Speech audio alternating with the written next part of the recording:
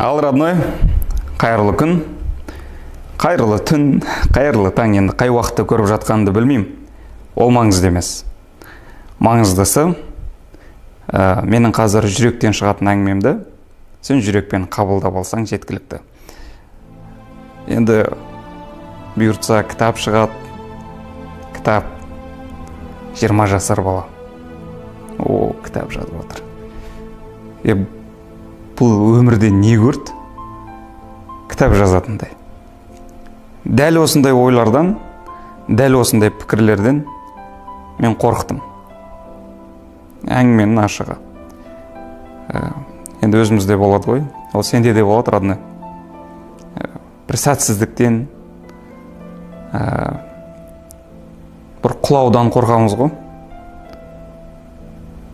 Сөйтіп, мен белгі сұрайтын әдетім бар өзім. Бірдеңке жасамас бұрын. Енді біліп отырсыңдар ғой, қайдан сұрайтынымды. Белгі сұрап жүремін өз. Осы дұрыс па? Егер осы дұрыс болса, осыны істеуге рұқсат болса, бір белгі бере көріш деген секілді. Содан не керек? Бір күні, в общем, былай басталды ғой әңгіме. Менің роднойларым. Менің родной ойларым. Басында жай ғана ойлар жинағы деп шығара салғым келді, бірақ та кітап дәл осылай қалыптассын. Бұл жерде ешқандай жас, ешқандай, былайша айтқанда, бір сен вайнерсің ба, сен блогерсің ба, сен студентсің ба, ол маңызды болмай, жай ғана өзінің оқырманын тапса екен деген бір арманым бар. Ал ол оқырман сен, родной. Қазір мен әңгімемді аяғына айтын тыңда. Егер осы әңгімен өзінен бірдеңке алып, мен кітапты оқиым десең, ол кітап саған берері көп деп айтуға болатын да шығар. Мүмкін, көресің енді, родной. Енді бұл кітап жайлы басында бір неше түрлі бір креативпен, неше түрлі фантазиямен күшті бір ролик түсіруге болатын еді. Видео жаңағы реклама жасау үшін бұш-тыш деп мықты бір форматта. Енді оны камераның артында отқан азамат істей алады ғой, білесіздер ғой, осы уақытқа дейін. Талай жақсы контент, жақсы дүние шығарып жүр. Бірақ та мен жай ғана сіздермен дос ретінде әңгімелесіп, осы әңгімені айтқым келді. Ендеше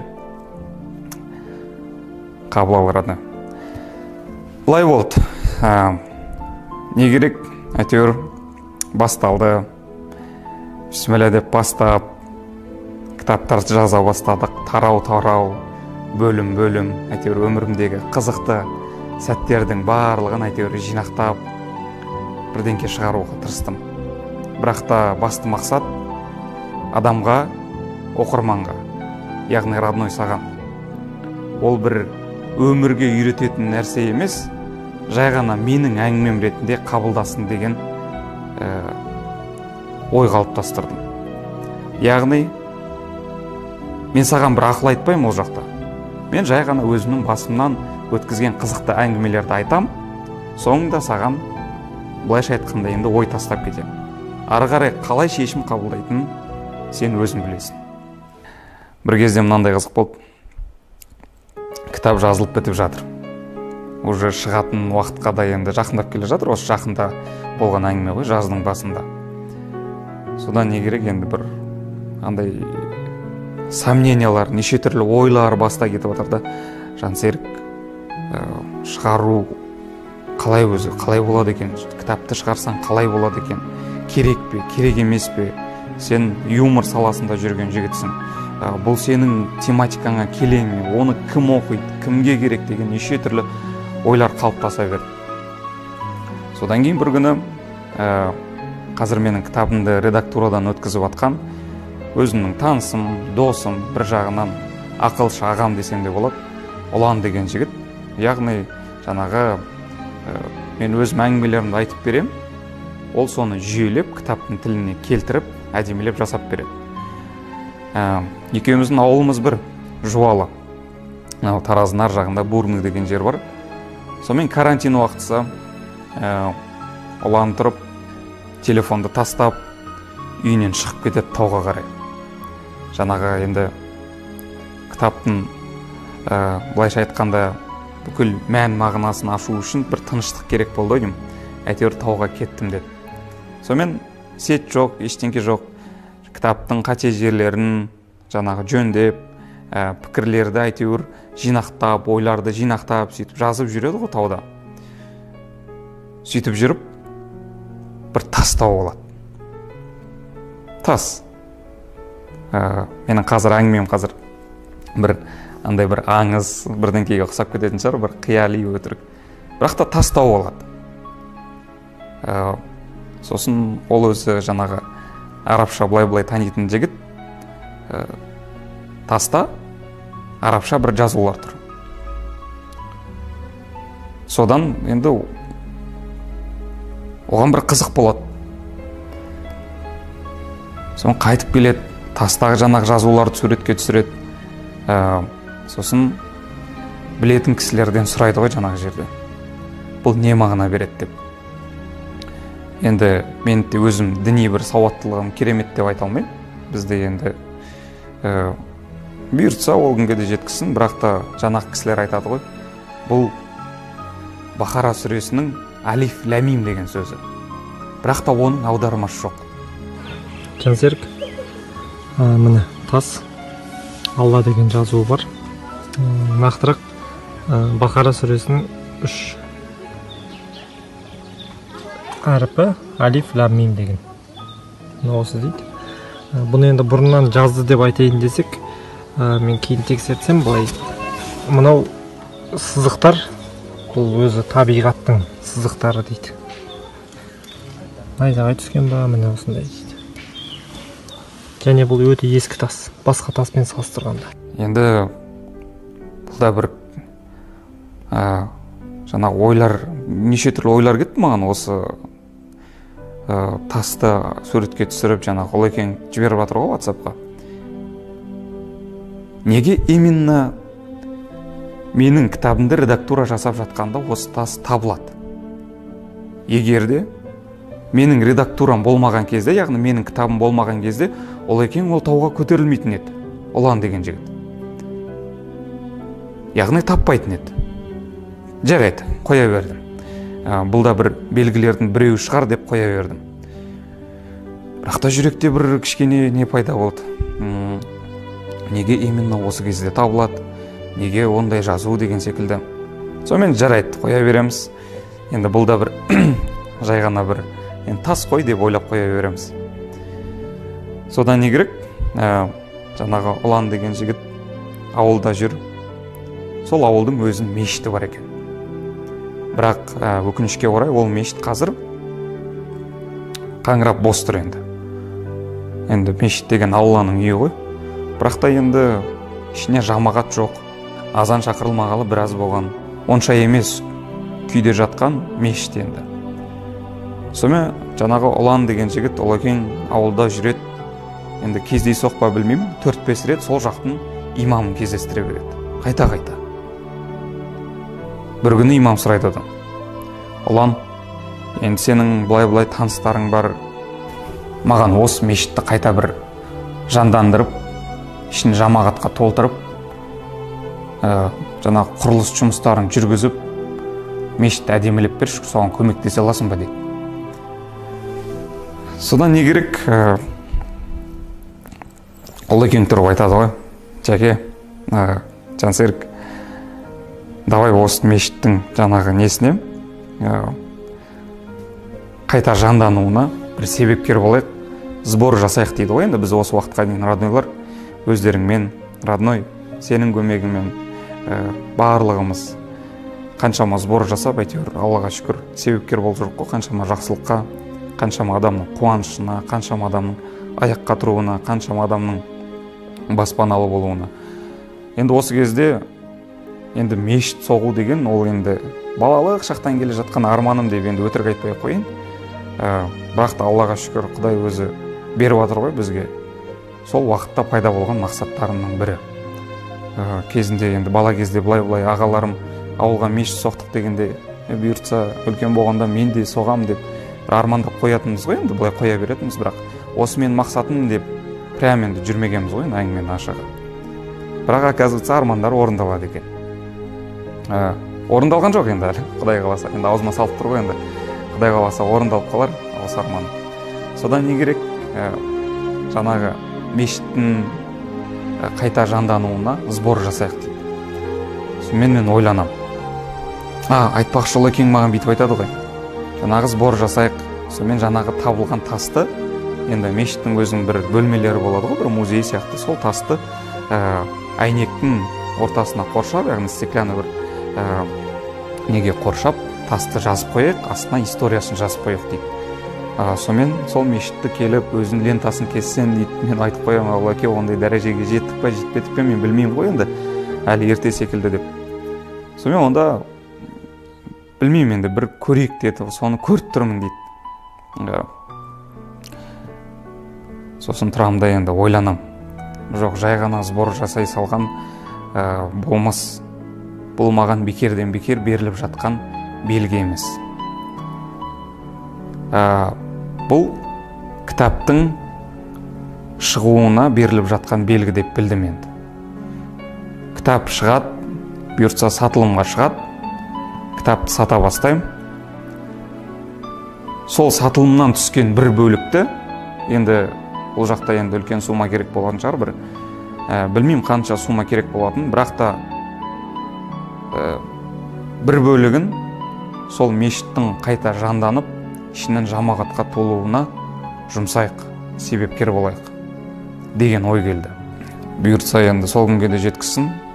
Ал қалған жетпей тұрған қаражатты роднойлар өздерінің көмектерімен өзіміз себепкер болу арқылы сбор жасап, ары қарай жандандырамыз. Ал енді менің ең басты мақсатым осы кітаптан түскен кішкене бір бөлігім болсын. 1 миллион ба, 2 миллион ба, 3 миллион ба, маңызды емес. Ең бастысы шын ниетпен, таза ниетпен осы мешіттің қайта жандануына берсем деген бір арманым пайда болды. Бұйыртса ол енді орындалып кетсін, ең бастысы деніміз сау болсын. Содан не керек? Бір роднойдан сообщение келеді ғой істеп жүрген кезде. Дайректке. Родной, мен сені түсімде көрдім дейді. Сестраң жүр, әпкең жүр, сен жүрсің, әпкен орамал тағып алған, тағы да көп адамдар жүр. Бірден кейін ашылу болып отыр деді. Мешіттің ба бір нәрсенің дейді. Міне тағы белгі. Мен ана жерде енді қалай ол мен танымайтын адам, мен дайректті күніге оқымаймын. Мысалы да, бірақ та бір күні жай отырып дайректті ашып қалсаң, сондай сообщение келеді саған. Мә саған тағы да белгі. Сұрасаң береді екен ғой дедім да енді. Ол бір тек қана жаңағы дүние бірдеңке емес. Адамдардың өміріне бір пайдалы нәрсе. Енді мешіт деген енді өте керемет нәрсе ғой енді ол. Білмеймін. Жалпы жақсылықтың үлкен кішісі болмайды, сондықтан да бұйырса сол күнге жеткізсін, арманымыз орындалсын. Бірақ та мешіт соғу деген сол кезде енді пайда болған арманды бір жағынан кітаптың шығуы барлығы бір ұштасты да. Сөйтіп жүрем. Сөйтіп роднойдан сондай сообщение келді. Содан не керек? Бір күні мынандай, оқиғамен добивать етеді ғой, Ұлан деген жігіт бар ғой, жаңағы Олекең, менің кітабымды редактурадан өткізіп атқан. Сол жігіттің сөйлесіп жүрген енді қызы бар деп қоям, ол уже өткенде беташар болды айтпақшы. Үйленіп алдылар айтпақшы. Сол қызым мынандай бір түс көреді екен ғой. Бұл жерде де тағы да түс. Енді Алла тағала енді прямой айтамайды ғой енді. Бір пендесі арқылы айтқызады, болмаса бір түс арқылы деген сияқты енді жібереді ғой. Сонымен мынандай түс көреді ғой. Жансерік тұр дейді, таудың басында, тау жақта интервью беріп жатыр дейді. Көп журналистер жүр, Жансерік интервью беріп жатыр, үстіне костюм шалбар киіп алған. Біз екеуміз дейді да, жаңа Ұлан айтып жатыр ғой. Біз екеуміз сол Жансерікке қарап тұрмыз дейді. Жақында бір күшті нәрсе болатын секілді дейді. Болды ғой, Маған ешкімнің ойы қызық емес дедім ғой. сен кітап жазатын жасқа жеткен жоқсың деп бетіме келіп тұрып айтса да маған уже бәрібір болды ғой. Енді бұл жерде ата-анамнан бата алдым. Ата-анам қолдады. Дайректке келіп жатқан неше түрлі сообщениялар салып қоямын ғой Инстаграмға, сторисқа. Мамам айтып қояды, сенің кітабыңды көп адам алатын сияқты дейді. Енді ата-ана разылығы, ата-ананың батасы ол өте керемет нәрсе ғой, білесіздер ғой. Сонымен болды, короче. Маған ешкімнің ойы қызық емес деді. Мен бастаймын, Алла өз сәтін салса, берекесінен берсін деп бастаймын дедім. Сол роднойлар, енді бұйыртса, мінекей осы роликтен кейін Құдай қаласа уже предзаказ басталады. Болды, артқа жол жоқ. Мен бастадым. Сіздер мені қолдаңыздар. Біз бастадық дейік. Енді менменшілдік деген ол жаман нәрсе ғой, тәкаппарлық. Біз бастадық, родной. Сен жақында шығатын менің роднойларым деген кітапты алып қана қоймай, оқып қана қоймай, өзіңе керектіні алып қана қоймай, Алланың үйі, мешіттің қайта жанданып, ішінің жамағатқа толуына себепкер боласың. Бұйыртса. Енді басында ойлағам, енді армандарың болады ғой өзіңнің ауылында мешіт соқсам деген. Бірақ Алланың үйі ол қай жерде де мешіт қой ол. Ол сен Алматыдан соқтың ба, сен Тараздан соқтың ба, сен Африкадан соқтың ба, ол маңызды емес та. Қай жерден соқсаң да, ол үлкен сауап, ниет таза болса. Сондықтан да родной, енді бұл кітаптың өзінен, сен оқығанның өзінен біраз нәрсе аласың, және де осындай үлкен бастаманың, үлкен сауапты бастаманың себепкер боласың. Бұйыртса, біз оны жасай аламыз, роднойлар. Жай ғана сториспен талай жетімге, талай науқас болып жатқан балаларға 7-8 миллиондап жинап жатырмыз. Бұл жақта кітаптың сатылымы бар, жетпей қалған қаражатты сбор жасасақ, бұйыртса, постпен, енді білмеймін, бір емес 2-3 мешіт соғатындай күшіміз бар. Ал родной, бәрімізге сәттілік. Родной, есінде болсын. Бұл кітапты оқып өзіне керектіні алып қана қоймай, Алланың үйі, мешіттің қайта жанданып, ішінің жамағатқа толуына себепкер боласың. Бұйырса. Ал родной, жалғастырайық. Енді келесі кезекте кітап жалпы не туралы болатыны жайлы мен сіздерге кішігірім бір шолу, кішігірім бір түсіндіре кетейін. Әр бөлімде өзімнің басымнан өткен қызықты жағдайлар. Мынандай бір қызық жағдай болды. Жалпы барлық бөлімнің тұтас бір мақсаты бар. Армандар орындалады. Банально естілуі мүмкін, бірақ та оқысаң, өзіңе керектіні міндетті түрде аласың деген ойдамын. Бірде бір енді айтып берейін. Кең болсаң, кем болмайсың деген бөлім. Енді бұл біздің родной, біздің сүйікті ісіміз қайырымдылық жасауда жиі еститін сөзіміз. Сондықтан да осыны бір ключевой тақырып қылып қойдым да. Және де ол басымнан өткен оқиға өте қызықты болды, және де бір әсерлі болды. Айтып берейін ендеше. Карантин, үйге келдік, жатырмын. Ешқайда шығып жатқан жоқпыз. Ойдың бәрі жинақталды, үйдеміз. Жаңағы тек қана үйде контент болып жатыр. Жаңағы Алматыда жүрсең, киіп суйта айтыр, ойың наяққа кетеді, сонымен сәл былай концентрация жоғалтып боласың ғой. Сонымен үйде жатам. Қараймын, жаңағы навес істеу керек, үйдегі есік алды істеу керек, жаңағы гаражың бар, баняң бар. Енді бір армандадым.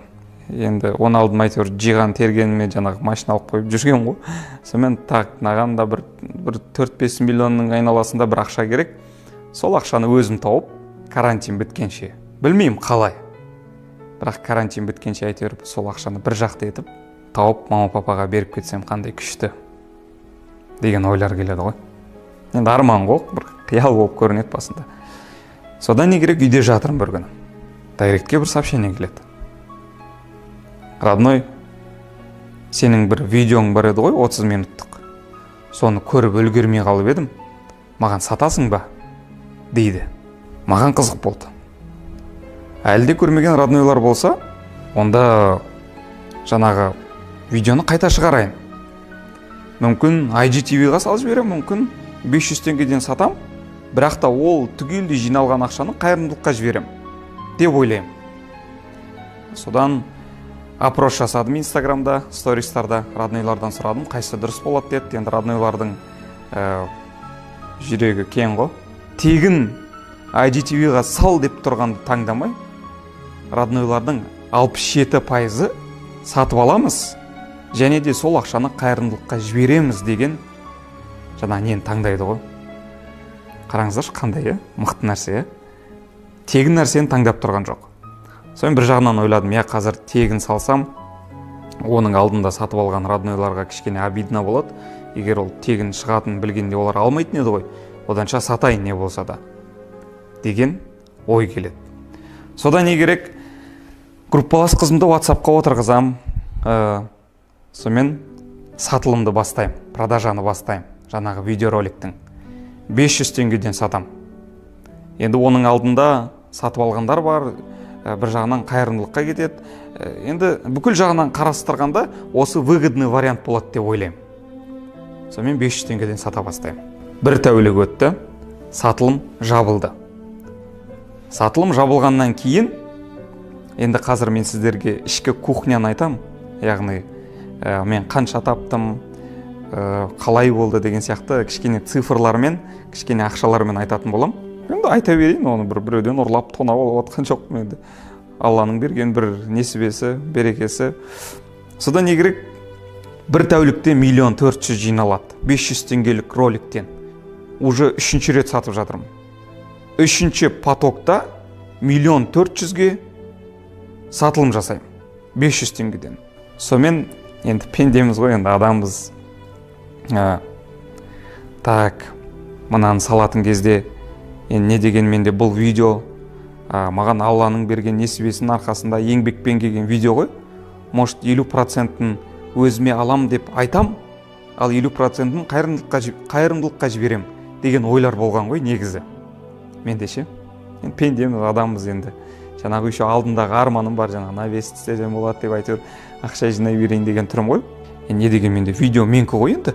Онда тұрған ештеңке жоқ шығар, бір 50%-ын алсам деген енді ойлар келді. Сонымен жоқ Жансерік, Алла саған беріп жатыр. Сен де жарыса бер. Саған бере ма Құдай? Сен басқаларға бер. Саған көмектесе ма? Сен басқаларға көмектес деген ойлар келді. Саған беріп жатыр, шүкір. Жетіп жатыр ғой саған. Не болды саған? Астында жетпісің бар. Шүкір. Табасың ғой ол ақшаны деген ойлар келді. Жарайды. Содан не керек? 1 400 000-ді түгелдей қайырымдылыққа жібердік. Бұл видеоны сатылу арқылы жиналған ақша болса да, бұл енді жаңа айтып жатырмын ғой, Алланың маған берген несібесінің арқасында өзімнің еңбегімді, өзімнің бір ойларымды айту арқылы жаңағы еңбек қой по-любому, қанша бір енді сол видео арқылы жиналған ақша 1 400 000. Өмірімдегі ең үлкен қайырымдылығым сол болды дедім. Бірақ роднойлардың көмегімен, роднойлардың себепкер болуымен әрине. Бір күнде 1 400 000 қайырымдылық жасау деген ол өте күшті болды. Оның алдында енді өзіме жақсылық жасаудан бір рекорд қойып жүретін бар. Оның алдында Аллаға шүкір, Тияқ апаның балалар үйіне теледидар сыйлаған кезде жаңағы 400 000 алғам. Сол ең үлкені болып тұрған, ол бір мақтану не емес, родной дұрыс жағынан түсінесің. Ол сен өзіңе керектіні алып ал деген оймен айтып жатырмын.